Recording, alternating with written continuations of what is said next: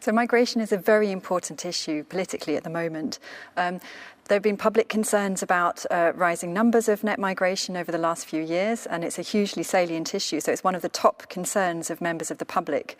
And in addition to that, there are a couple of issues which make it especially important and very much the focus of political debate at the moment. And one of those is Brexit and the debate about EU migration and whether leaving the EU would enable the UK government to better control immigration flows, which is obviously a very highly charged and contentious issue. And the second one, of course, being the backdrop of the migrant crisis or the refugee crisis in Europe, which again is a very prominent issue in the media and political debate. So these concerns sort of come together to make immigration and refugee flows one of the top most pressing political issues today. I think social science can play a very important role in current debates on immigration and on policy making on immigration. Current ways of framing or conceiving of the problem of immigration and refugee flows tend to be based on quite, let's say, populist understandings of the problems. And that's partly because of mass media reporting, which tends to be quite simplistic in the way it reports immigration issues. And it's also, to be frank, because of political leadership of all the main political parties, really, which is sort of, in a sense, been susceptible to this kind of temptation to mobilise public support around concerns about immigration, so very much playing up concerns about immigration. So I think social scientists have a really important role to try to dispel some of the myths and misperceptions about immigration, about the level and composition of flows, about its impacts on UK society and economy. And I think we've got to get those research findings out to inform public debate.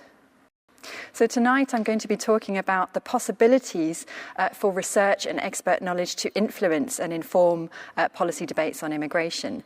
And at the moment, if we look at media coverage and political discourse around immigration issues, we can see that debate is often quite populist in the way that immigration issues are framed. So I'm going to be discussing why this is the case.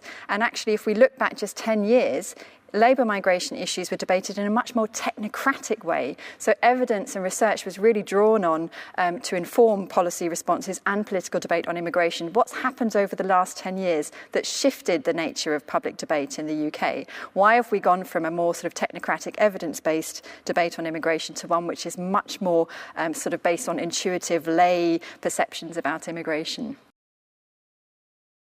So if I were to give some advice to policymakers, if I were in that position, I think one of the key things is to recognise, on the one hand, that there are very intense and strong public concerns around immigration, of course, and immigration raises important issues around different interests and values and so on. So it has to be debated in a way that's democratic and that acknowledges people's concerns and beliefs and values around immigration. At the same time, the public actually has the right to be better informed about immigration, about its impacts. And so I think that debate also has to have a proper evidence base. So we need forums for debate which allow both types of deliberation about values and concerns and so on around immigration that the public hold, and also forums which allow us to draw on evidence and research to inform beliefs.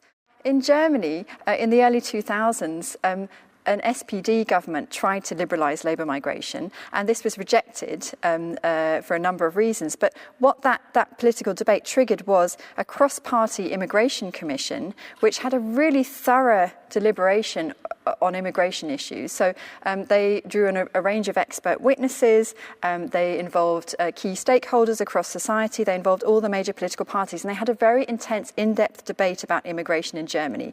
And that led to a real sea change in the way that immigration is debated in Germany, and leading to a much more informed and honest and frank debate about immigration, its benefits, some of the problems raised by it. Now, I'd love to see a debate like that in the UK. So I'd like to see real political leadership from UK political parties to launch a cross-party, in-depth, thorough discussion about immigration and asylum in the UK.